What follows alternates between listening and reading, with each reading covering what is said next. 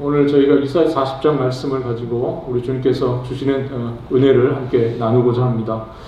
이사야서는 크게 두 개의 부분으로 나눌 수 있습니다. 첫 번째 앞부분이 1장부터 39장까지 내용이고요. 1장부터 39장까지는 범죄한 이스라엘에 대한 하나님의 심판 예고, 그 부분이 이사야서 1장부터 39장까지의 내용입니다. 그리고 40장부터 오늘 저와 여러분들이 보게 될 40장부터 마지막 66장까지 이 뒷부분은 70년간의 포로 생활을 마친 이스라엘이 고국으로 돌아올 것, 즉 회복될 것에 대한 소망의 예언을 담고 있는 부분이 이제 후반부라고 할 수 있습니다. 그래서 크게는 전반부는 심판에 대한 예고, 그리고 후반부는 회복에 대한 예고. 그래서 앞부분은 심판, 뒷부분은 회복에 대한 중요한 메시지를 전하고 있는 성경이 이사야서라고 할 수 있습니다. 그 중에서도 특별히 오늘 저와 여러분들이 보게 될 40장 말씀은 이 후반부가 시작되는 첫 장으로서 어떤 의미에서 희망의 서곡과 같은 그러한 본문이라고 할 수 있습니다. 이스라엘 백성들이 죄값을 치르고 이제 고국으로 돌아올 때에 하나님께서 그들을 크게 위로해 주신다 하는 그런 내용을 담고 있는 본문이 오늘 본문이라고 할 수 있습니다. 뿐만 아니라 위로할 뿐만 아니라 그들에게 새로운 미래로 나아가는 그 소망, 그 메시지를 주고 있는 본문이 이사야서 40장이라고 할 수 있습니다. 세 개의 정도의 큰 메시지가 오늘 본문 속에 있다고 생각을 하고요. 저는 이 세 개의 중요한 메시지를 오늘 이 밤에 여러분들과 함께 나누고자 합니다. 첫 번째는 주의 백성을 위로하라 하는 주님의 말씀입니다. 주의 백성을 위로하라. 1절 한번 우리 같이 한번 읽도록 하겠습니다. 1절입니다. 너희의 하나님이 이르시되 너희는 위로하라. 내 백성을 위로하라. 너희의 하나님이 이르시되 너희는 위로하라. 나의 백성, 내 백성을 위로하라. 이렇게 말씀이 시작되고 있습니다. 이것이 오늘 이사야서 40장, 이사야서 후반부가 시작되는 첫 번째 메시지입니다. 그런데 사실 우리가 이사야서 첫 번째가 시작되는 1장 4절 말씀을 보면 이렇게 말씀이 되어 있어요. 슬프다 범죄한 나라요, 허물진 백성이요, 행악의 종자요, 행위가 부패한 자식이로다. 그들이 여호와를 버리며 이스라엘의 거룩한 일을 만홀히 여겨 멀리하고 물러갔도다. 사실 이스라엘 백성들의 처음 이사야서를 시작하는 이스라엘 백성들의 모습은 하나님을 떠나서 부패하고 타락한 그 모습을 보여주고 있습니다. 정말 그 백성들을 하나님을 멀리하고 그리고 결국은 떠나서 부패하고 타락한 그 백성들을 바라보는 하나님의 마음은 어떠하셨겠습니까? 그 백성들을 지켜보는, 바라보는 하나님의 마음, 그 마음속에 탄식이 있으셨던 거죠. 그래서 바벨론에 끌려가게 하고 결국은 포로 생활을 하게 하셨습니다. 그러나 하나님이 이들을 영원히 버린 것이 아니죠. 결국 그들을 불쌍히 여기시고 이들을 하나님께서 다시 돌아오게 하셨습니다. 오늘 본문 2절 말씀 한번 다시 이 2절 말씀 한번 같이 보겠습니다. 너희는 예루살렘의 마음이 닿도록 말하며 그것에게 외치라. 그 노역의 때가 끝났고 그 죄악이 사함을 받았느니라. 그의 모든 죄로 말미암아 여호와의 손에서 벌을 배나 받았느니라 할지니라 하시니라. 뭐라고 말씀합니까? 그 노역의 때가 끝났고 그 죄악이 사함을 받았느니라. 하나님께서는 그들은 이제 충분히 죄값을 치렀다는 것이죠. 그래서 이제 하나님께서 이스라엘 백성들을 회복시켜 주시고 돌아오게 하시겠다. 그리고 그들을 위로하시겠다. 하나님께서 이렇게 말씀하고 있습니다. 우리가 누가복음 15장에 보면 돌아온 탕자의 비유, 여러분들 잘 알고 계실 겁니다. 여러분 그 비유를 보면 둘째 아들이 아버지 집을 떠나서 결국 허랑방탕하게 지내다가 결국은 거지가 되어서 돌아오게 됩니다. 그렇게 교만하고 까치가 했던 이 둘째 아들, 결국은 정말 어떻게 돼서 돌아왔습니까? 코가 석자나 빠질 정도로 정말 고생하고 결국은 너무나 어렵고 힘들고 그렇게 되어서 결국 돌아오지 않습니까? 정말 괘씸한 아들이죠. 사실 어떤 의미에서는 아버지 입장에서는 괘씸한 아들이었지만 그런 아들을 아버지께서 어떻게 대하십니까? 누가복음 15장에 그 아버지의 행동의 묘사가 잘 되어 있죠. 어떻게 행동하십니까? 그 아버지는 아직 거리가 먼데 그를 보고 측은히 여겨서 달려가서 그 아들의 목을 끌어안고 입을 맞추었다. 이렇게 말씀하고 있습니다. 제일 좋은 옷을 입혀주고 살진 송아지를 잡아서 성대한 잔치를 베풀어주고 회복된 아들, 죽었다 다시 살아 돌아온 이 아들을 반갑게 맞아주시는 그 아버지의 모습이 소개되어 있습니다. 이것은 우리 주인을 향한 하나님 아버지의 마음이기도 합니다. 주인은 미워하시지만 결국 주인을 긍휼히 여겨주시는 그 하나님의 마음, 그리고 그 주인을 미워하시지만 그 주인을 위로하시려고 하시는 그 마음을 우리가 이 말씀 속에서 볼 수 있습니다. 주님은 지금도 우리 각자를 위로해 주기를 원하십니다. 우리가 주님의 은혜를 까먹고 얼마나 이기적으로 행할 때가 많습니까? 그런데도 불구하고 하나님께서 예수 그리스도를 통해서 우리의 허물과 죄값을 다 대신 치르게 하셨고요. 이스라엘 백성들은 바벨론까지 끌려가서 70년 고생했지만 우리는 그렇게까지 하지는 않으셨지 않습니까? 우리는 정말 하나님의 놀라운 은혜로 우리의 허물과 죄가 예수 그리스도의 그 보혈의 은혜 앞에서 씻음받고 하나님 죄 용서함을 받고 하나님의 자녀가 되는 놀라운 은혜를 누리게 되었습니다. 그리스도께서 우리를 위하여 대신 채찍을 맞으시고 우리 대신 침뱉음을 당하시고 모욕과 수욕을 당하셨어요. 죄를 지은 우리가 받아야 될 모욕을 주님께서 대신 받으시고 우리가 당해야 될 침뱉음을 우리 주님께서 대신 당하시고 모욕과 수욕을 당하시고 결국은 물과 피를 다 쏟아 흘리시면서 우리의 죄를 다 사하시는 놀라운 은총을 우리에게 보여주셨습니다. 이 예수 그리스도를 믿기만 하면 주님은 그 피를 보시고 우리의 죄를 용서하시겠다, 그렇게 약속을 해주셨습니다. 우리를 하나의 자녀로 영접하시고 또 우리에게 자녀의 권세를 주시고 우리를 위로해 주시는 그러한 은혜를 주님께서 우리에게 주셨습니다. 우리 주님께서 이렇게 말씀하시고 계시죠. 수고하고 무거운 짐진 자들아 다 내게로 오라. 내가 너희를 쉬게 하리라. 참된 쉼, 죄의 짐을 짊어지고 고생하는 인생으로서의 그 고단함, 그 모든 수고하고 무거운 짐진 것들 다 내게로 가지고 오라 그러시죠. 내가 너희를 참되게 쉬게 하리라. 이렇게 약속해 주셨습니다. 지난 날들을 통해서 우리는 이 위로의 하나님을 깊이 체험했습니다. 삶이 지치고 피곤해서 우리가 쓰러져 있던 우리에게, 죄에 넘어져서 죄 때문에 넘어져서 실망했던 우리에게 주님께서 우리의 그 있는 모습 그대로 받으시고 우리를 십자가의 보혈로 깨끗하게 씻어주시고 우리를 위로해 주셨습니다. 이 예수님의 십자가 그리고 사죄의 은혜, 우리가 이것을 생각할 때에 정말 이보다 더 큰 마음의 위로가 없죠. 그럼 우리의 다윗이 노래했던 것처럼 그 죄의 가리움을 받는 자의 기쁨, 그 죄의 가리움을 받는 자의 즐거움, 그거 잘 알고 계시지 않습니까? 우리가 죄가 분명히 있는데도 불구하고 우리의 죄를 주님께서 가려주시고 우리의 죄를 깨끗하게 씻어주셨다는 겁니다. 그래서 우리가 찬송할 가사처럼 십자가 내가 처음 볼 때에 나의 마음에 큰 고통이 사라졌다고 고백하죠. 십자가 내가 처음 볼 때에 나의 마음속에 큰 고통이 사라졌다. 그렇게 찬송가에 고백하는 것처럼 오늘 여러분들의 삶 속에 이 십자가가 날마다 새로운 위로, 새로운 은혜 날마다 줄 수 있기를 바랍니다.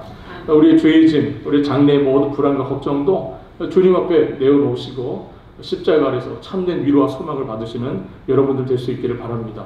오늘 하나님께서 내 백성을 위로하라 이렇게 말씀하셨어요.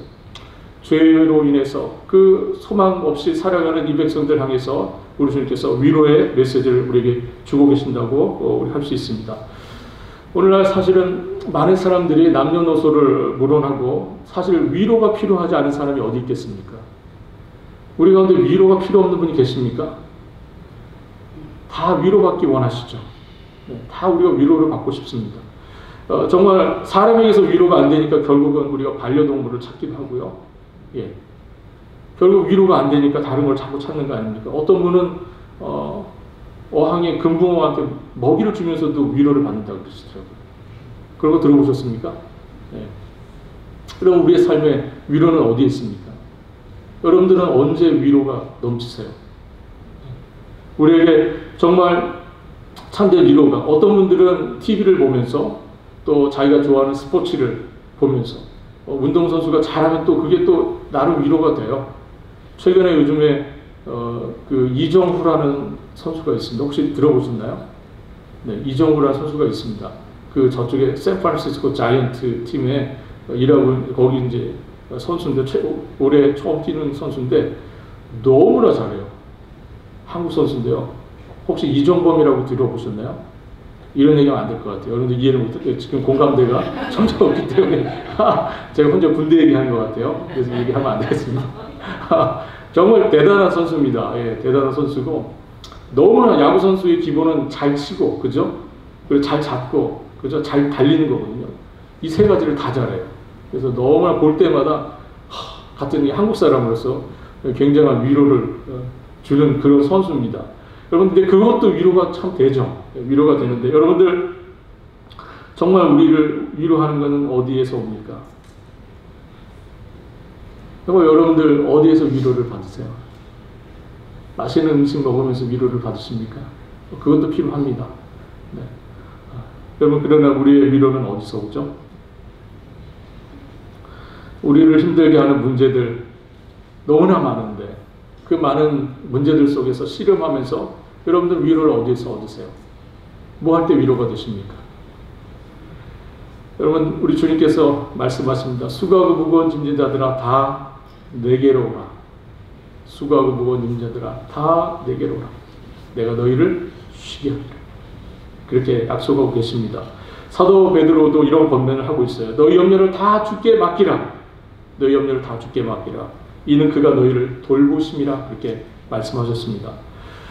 우리가 개혁교회로서 우리 교회가 피스의 교단으로서 가지고 있는 중요한 신앙고백서가 웨스트민스터 신앙고백서입니다. 이 웨스트민스터 신앙고백서와 함께 개혁교회가 지나간 역사 속에서 사랑하는 또 다른 고백서가 있어요. 그것이 바로 하이델베르크 신앙고백서라는 겁니다.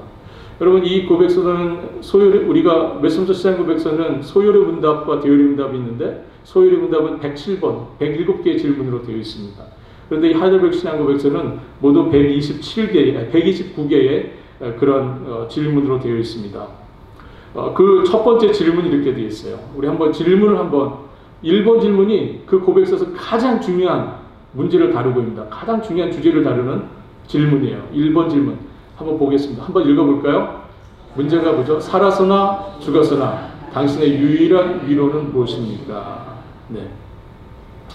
여러분, 저를 보시죠. 네, 이제 저를 보시면 답은 우리가 일단 좀 이따 볼 거예요. 네. 이 질문을 우리가 정말 잘 이해하는 게 중요합니다. 그럼 질문 잘못 이해하면, 그죠? 답을 제대로 이해할 수가 없습니다. 그래서 질문을 먼저 이해하는 게 중요합니다. 여러분, 이 하이델베르크 신앙고백서가 모든 인생들을 향해서 묻는 질문이에요. 살아서나 죽어서나 당신, 그대의 유일한 위로는 무엇입니까? 여러분, 유일한 위로가 무엇이냐고 묻고 있는데 이것만 있으면 돼 하는, 이것만 있으면 충분해 라고 하는 그러한 위로, 여러분들은 무엇입니까? 나는 정말 이것만 있으면 돼. 다른 거 다 필요 없어. 이것만 있으면 난 위로가 돼. 내가 어떤 어려움이 있고 어떤 힘든 일이 있어도 내가 이것만 있으면 돼. 그게 뭡니까? 터세간 것이 있으면 4배나 갚겠다고 말한 삭개호. 예, 그런 물질이 참된 위로가 안 된다는 것을 알았습니다. 그래서 그런 고백을 할 수 있었던 것이죠. 남편을 불러오라 하신 그 주님께 대해서 남편이 없다고 말한 사마리아 여인. 이 여인은 사람이 참된 위로가 되지 않는다는 거 깨달았고 알았습니다. 여러분, 살아서나 죽어서나 여러분들의 유일한 위로는 뭡니까? 정말 여러분들 위로하는 건 뭐예요?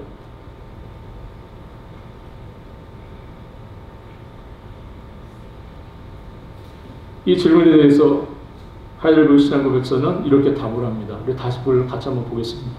살아서나 죽어서나 나는 나의 것이 아니요 몸도 영혼도 나의 신실하신 구주 예수 그리스도의 것입니다. 그리스도께서는 그의 보혈로 나의 모든 죄값을 완전히 치르고 나를 마귀의 모든 권세에서 해방하셨습니다.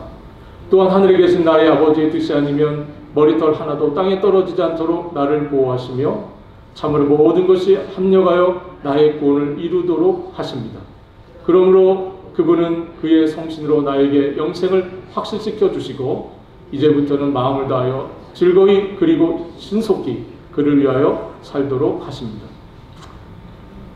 참된 위로가 뭐라고 말합니까? 예수 그리스도.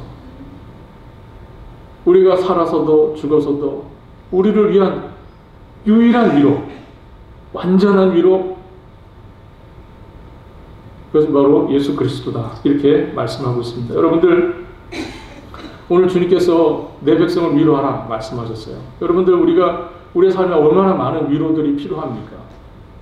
그 모든 순간에 우리 주님께서 여러분들에게 참된 위로가 되실 수 있기를 바랍니다.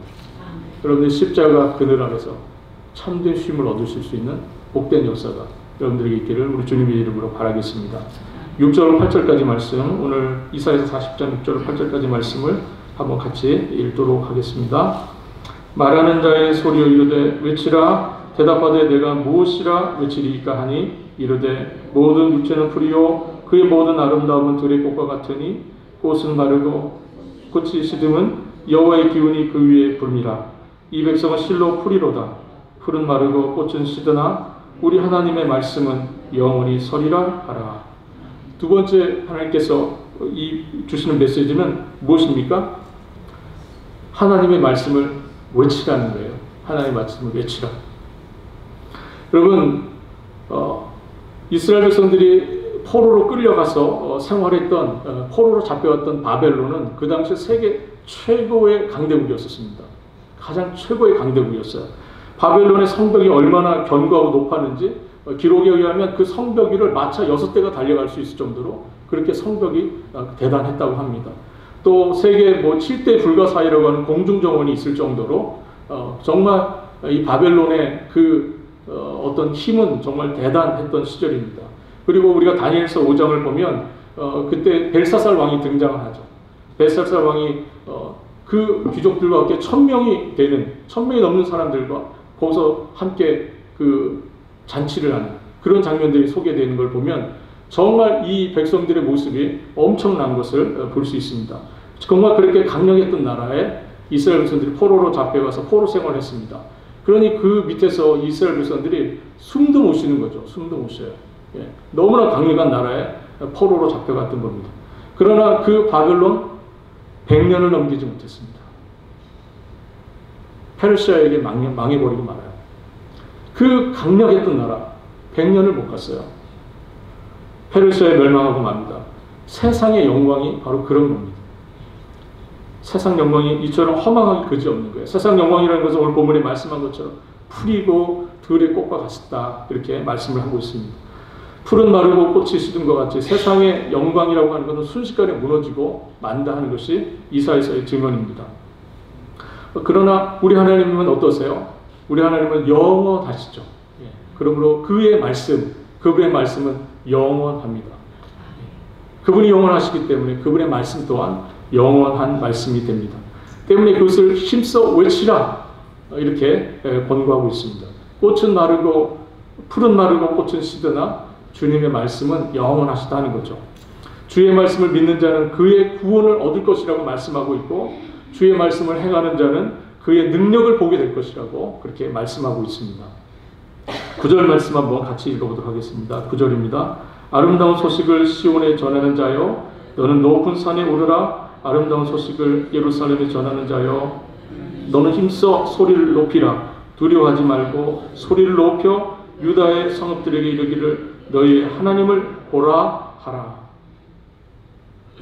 바벨론의 모든 산보다 모든 신들보다 이스라엘의 하나님 여호와 그분이 더 높고 크고 위대하시다 하는 그런 고백을 하는 겁니다. 그분이 바벨론에 있는 그 많은 신들보다도 그 여호와 하나님이 더 위대하시고 능하신 주님이시다고 그렇기 때문에 그분을 바라보고 그분을 외치라, 그분을 향해 외치라 이렇게 말씀을 하고 있습니다. 10절 11절도 한번 같이 읽어보도록 하겠습니다. 10절 11절 보라 주 여호와께서 장차 강한 자로 임할 것이요 친히 그의 팔로 다스릴 것이라.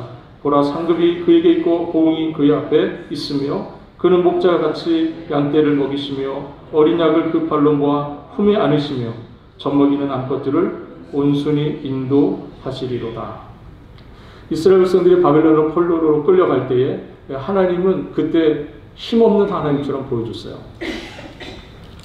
정말 그렇게 의지하고 신뢰했던 그 하나님께서 결국 당신의 백성들을 지킬 힘이 없어서 바벨론에 끌려가게 하신다라고 하는 그런 정말 패배감과 그런 안타까움들이 이스라엘 백성들에게 있었습니다.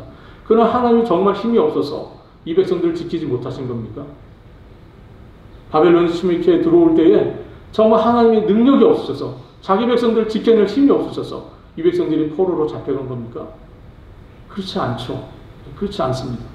왜 그렇습니까? 결국 그들은 그들의 죄 때문에 끌려간 것이고 하나님은 그 상황 속에서 능력을 행하실 수 없었던 겁니다.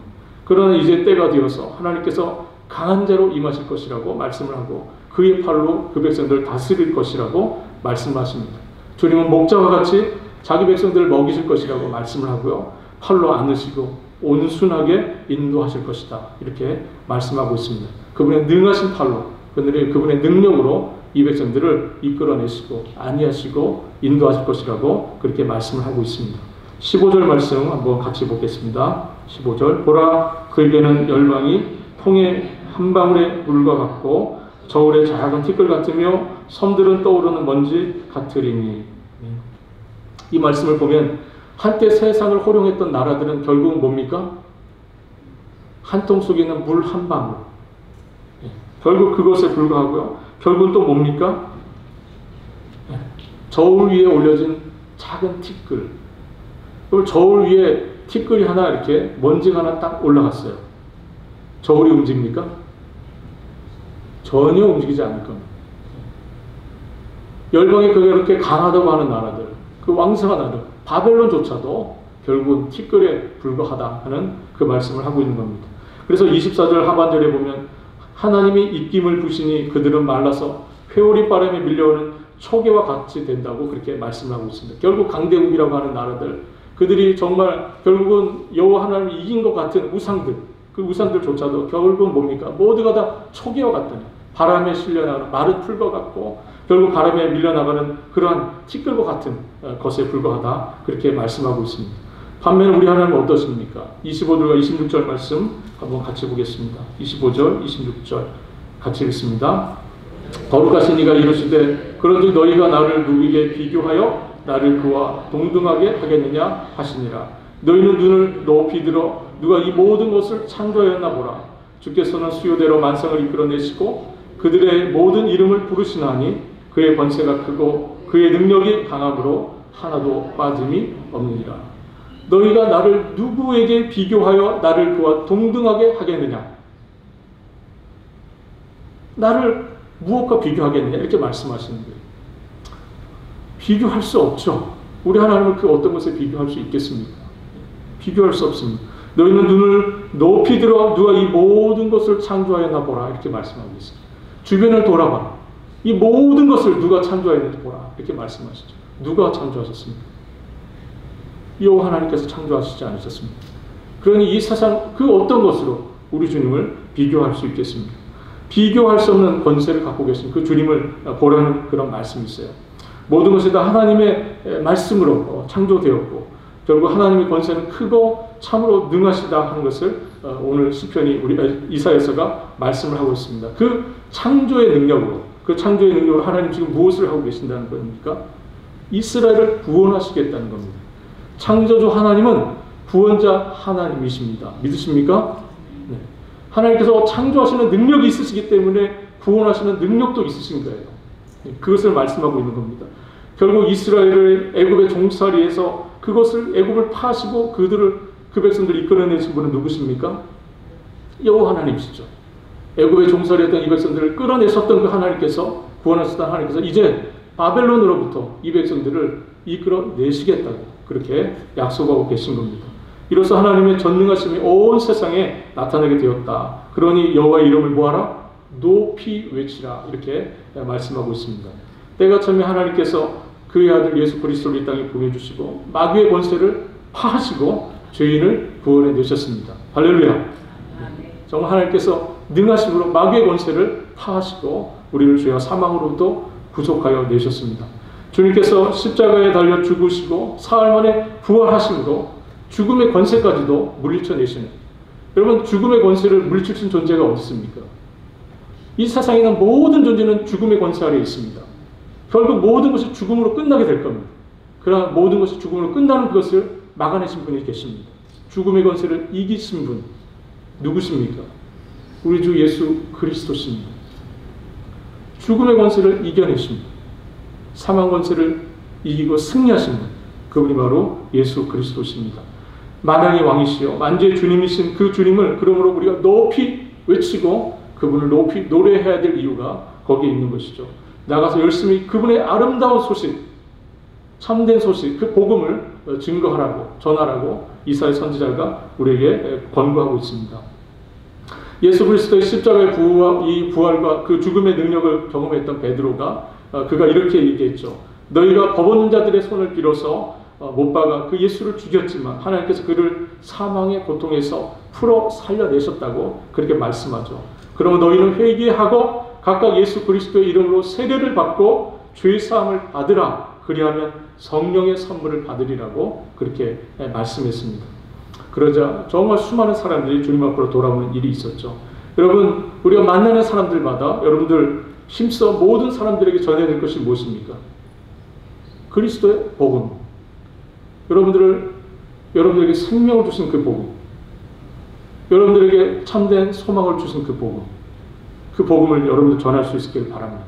일어나서 외치라고, 그죠? 하나님 말씀을 외치라고 오늘 말씀을 하고 있는데 그것이 이 백성의 도리고 구원받은 백성의 참된 해야 될 일이라고 생각합니다. 오늘 이제 마지막 본문으로 마지막 메시지를 좀 함께 보도록 하겠습니다. 아까 읽었던 말씀인데 31절 말씀 다시 한번 읽어보도록 하겠습니다. 오직 여호와를 앙망하는 자는 새 힘을 얻으리니 독수리가 날개치며 올라가 같을 것이요 바람박질하여도 곤비하지 아니하겠고 걸어가도 피곤하지 아니하리로다. 여기 앙망한다는 말이 나오는데요. 이 히브리 말의 의미는 이게 우러러본다, 그리고 사모한다, 시선이 고정되어 있다, 그런 뜻입니다.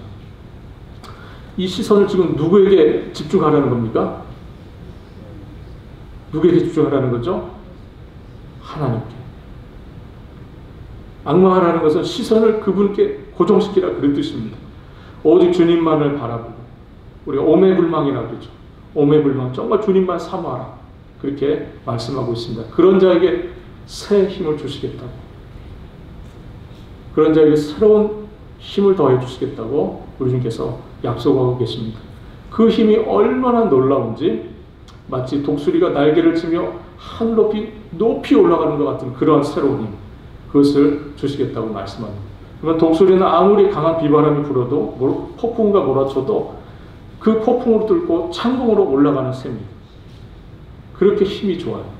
그런 새로운 힘을 우리 주님께 주시겠다고 말씀합니다. 여러분, 독수리가 날아가는 4가지 방법이 있다고 합니다. 예, 독수리가 나는 4가지 방법. 첫 번째는 글라이딩을 하는 겁니다. 비행한다고 그러죠. 이렇게 날개 쭉 펴고, 예, 그렇게 쭉 이렇게 글라이딩 하는 거. 이걸 이제 비행이라고 합니다. 그래서 일반적으로 모든 새가 이런 식으로 이렇게 이동을 합니다. 글라이딩을 하죠. 모든 새가. 두 번째가 날개짓을 하는 겁니다. 이렇게 날개짓 하는 거. 보통 날개를 펄럭이면서 짧은 거리를 갈 때 이렇게 갑니다. 날개를 펄럭이면서 짧은 거리를 가요. 그럼 먼 거리를 갈 때는 어떻게 가죠? 예, 아까 말씀드렸지만 비행을 하는 겁니다. 비행기가 멀리 가잖아요. 예. 날개를 쭉 펼치고 쫙 멀리 가지 않습니까? 예, 그렇게 멀리 갑니다. 세 번째가 하강을 하는 거예요. 다이빙 하는 겁니다. 마치 여러분들 이제 쏜살같이 땅을 향해서 곤두박질듯이 떨어지는 그 독수리의 모습을 기억하실 겁니다. 그죠? 먹잇감을 봤을 때 저 하늘 높은 곳에서 밑으로 하강을 합니다. 예, 그렇게 날아가는 거죠. 그런데 마지막이 중요합니다. 마지막이 뭐냐면 오늘 soaring이라고, 영어에서 soaring이라고 하는 이렇게 비상하는 겁니다. 쫙 올라가는, 예, 이런 것을 비상이라고 합니다. 그런데 이 하강을 하고 또 이 비상하는 이 두 가지는요, 독수리과에 있는 새들만 한답니다. 다른 새들은 이거 못합니다. 독수리과에 있는 새들만 이 하강, 급격히 떨어지는 거, 그리고 비상, 쫙 올라가는 거, 두 가지가 가능하다고 합니다. 독수리가 하늘을 높이 나는 이유는요, 뭐냐면 저 날개짓을 해서가 아닙니다. 날개짓으로 할 수 있는 것은 한계가 있어요. 멀리 못 가고요. 높이 못 올라갑니다. 그런데 딱 독수리가 높이 비상하는 순간이 있습니다. 어느 순간이냐면 바로 밑에서부터 뜨거운 공기가 형성이 돼서 공기가 확 기류 상승을 할 때 독수리가 거기서 그 기류를 편승해서 쫙 올라가는 겁니다. 그때 독수리가 높이 비상쳐 올라갑니다. 그 상승 기류에 몸을 맡기는 거예요. 예. 날개를 쫙 펴고 바람을 타고 쫙 순식간 하늘로 쫙 올라가는 겁니다. 여러분들 마음속에 독수리가 쫙 그 하늘로 올라가는 그 모습 그려지지 않으십니까? 독수리가요, 그 상승 기류를 기다렸다가 거기에 몸을 맡기는 겁니다. 날개를 펴고. 그러면 한순간에 쫙 올라가는 것이죠. 은혜의 바람이 불기를 기다리는 거예요. 자기를 저 높은 곳으로 실어 올려줄 그 바람을 독수리가 기다리는 겁니다. 사랑하는 성도 여러분, 독수리가 언제 비상쳐 올라갑니까? 은혜의 바람이 불 때 올라갑니다. 여러분, 우리가 주님께서 여러분들에게 독수리의 비상쳐 올라가는 새 힘을 주시겠다고 말씀하고 계시죠? 여러분들이 언제 올라갑니까? 여러분들이 언제 독수리처럼 쫙 저 상공을 향해서 쫙 올라갑니까? 여러분들 저 하늘 저 천국은 어떻게 가시게 될 것 같습니까? 여러분들이 힘있게 날개짓해서 올라갈 수 있다고 생각하십니까? 저 하늘 보좌까지 여러분이 열심히 날개짓을 해서 올라가는 겁니까? 그렇게는 못 갑니다. 은혜의 바람이 불어야 됩니다. 그래야 우리가 그 은혜를 힘입어서 높이 솟구쳐 올라가는 거예요. 저 하늘 보좌까지 가는 것이죠. 은혜로 가는 겁니다. 믿으십니까? 은혜로 가는 겁니다. 정말 주님께서 우리에게 은혜 바람을 불어주실 때 우리가 그 은혜 믿음으로 거기에 우리의 몸을 맡기고 우리가 정말 독수리가 비상쳐 올라가는 그 놀라운 올라감, 그것을 우리가 경험하게 될 줄로 믿습니다. 인간의 힘으로 몸부림치는 종교 생활이 아니라 주님이 주시는, 공급해 주시는 그 은혜의 바람을 타고 올라가는 것, 그게 믿음입니다. 그게 참된 신앙생활이라고 할 수 있죠. 어떤 상황에서도 주님만을 주목하고 그 주님만을 바라보는, 주님만을 앙망하는 자, 사모하는 자, 주님께만 모든 것을 집중하고 그분을 바라보는 그들에게 우리 주님의 은혜의 바람이 불어올 줄로 믿습니다. 오직 여호와를 앙망하는 자는 그러한 기류를 타고 우리 주님을 만날 수 있어요. 성경에 보면 수많은 믿음의 사람들이 모습이 다 그랬습니다. 예. 정말 주님만을 바라보는 거죠. 주님만을 바라봤습니다. 우리가 그 사무엘하 22장 7절에 보면 다윗의 찬송시에 이런 그 다윗의 고백이 있습니다. 내가 환난 중에서 여호와께 아뢰며 나의 하나님께 아뢰었더니 그가 그의 성전에서 내 소리를 들으시며 나의 부르짖음이 그의 귀에 들렸도다. 내가 주를 의뢰하고 적군을 향하여 달리며 내 하나님을 의지하고 담을 뛰어넘었나이다. 내가 주님을 의지하여 적진을 향해 달려갈 수 있었고 내가 주님을 의지하여 저 담을 뛰어넘을 수 있었다고 다윗이 고백을 하고 있습니다. 높은 성벽도 주님을 의지하면 넘어갈 수 있는 것이죠. 그 고백을 다윗이 지금 하고 있는 겁니다. 여러분, 오늘 말씀을 정리하면서 여러분들에게 새로운 힘이 우리 모두에게 필요하지 않습니까? 우리 모두에게 정말 새로운 힘이 필요합니다. 우리가 이 답답한 현실을 바라보면 우리가 정말 힘이 빠지고 우리를 두렵게 하고 우리를 걱정스럽게 하는 게 너무나 많습니다. 그러나 여러분들, 사랑하는 성도들, 오늘 영원히 변치 않는 하나님 말씀을 붙들 수 있기를 바랍니다. 풀은 마르고 꽃은 시들지만 주님의 말씀은 영원합니다. 주님의 약속하신 그 말씀 영원하고요. 그 말씀 붙들고 간절히 기도하고 찬양하면서 오직 여호와를 앙망할 때에 하나님께서 우리에게 새로운 힘을 주시리라 확신합니다. 오늘 저희들에게 주신 이 말씀을 따라서 여러분들이 주님만을 앙망할 수 있는, 그래서 그 가운데 주님께서 주시는 새로운 힘을 얻을 수 있는 여러분들 될 수 있기를 바랍니다. 이스라엘 백성들이 왜 그들이 멸망할 수밖에 없었습니까? 왜 이사야서 1장부터 39장의 그 아픈 역사가 그들에게 있어야 했었습니까? 그들이 결국은 하나님을 앙망하지 않았기 때문에 하나님의 약속의 말씀을 붙들지 아니하고 결국 세상 나라를 부러워하고 결국 우상 숭배에 빠지고 결국 한눈 팔다가 망해버린 거 아닙니까? 이 백성들이 다시 돌이켜왔을 때 우리 주님께서 이 이사야서 40장으로부터 어떤 말씀을 우리에게 주고 계십니까? 오직 그 하나님을 앙망하라. 오직 그 하나님을 열망하라. 너희들의 그 소원이 있다면 주님을 열심으로 앙망하는 그런 열심이 있기를 바란다 하는 것이죠. 사랑하는 성도 여러분, 우리들의 시선을 세상으로 뺏기지 않기를 바랍니다. 정말 여러분들의 마음의 생각과 뜻이 오직 위의 것을 바라볼 수 있는 그런 역사가 있기를 바랍니다. 주님께 우리의 시선을 고정시키고 그분을 앙망함으로 우리의 모든 힘든 현실들을 뛰어넘게 하시는 하나님의 은혜의 그 상승기로를 함께 타고 이 모든 어려움들을 뛰어넘어갈 수 있는 새로운 힘을 여러분들 꼭 받을 수 있기를 우리 주님으로부터 부여받을 수 있기를 우리 주님의 이름으로 바라겠습니다. 함께 기도하겠습니다. 사랑하신 주님 감사합니다. 오늘 시간 저희들에게 말씀으로 또 새로운 힘과 위로를 주시고 이스라엘 백성들이 회복했던 그 모습을 통해서 저희들의 삶을 또 돌아보게 하시고 또 이 교회의 모습을 돌아볼 수 있는 귀한 은혜를 주신 것 주님 감사합니다. 주님 저희들에게 새로운 힘이 필요합니다. 정말 우리 개인적으로도 새로운 힘이 필요하지만 이 교회에 새롭게 되는 우리를 새롭게 하시는 주님의 은혜가 필요합니다. 주여 우리의 심령 가운데 은혜의 바람을 불어주시고 하나님 우리가 그 은혜의 그 바람을 따라서 높이 올라갈 수 있는 복된 역사를 우리 가운데 허락하여 주시기를 원합니다. 주여 우리의 심령 가운데 정말 믿음으로 할 수 있는 복된 역사를 주시고 온전히 주님만을 바라보는 믿음의 놀라운 역사를 우리 가운데 일으켜 주시기를 주여 간구합니다. 감사의 영광 우리 주님께 올려드리며 우리 주님 되신 예수 그리스도의 이름으로 기도합니다. 아멘.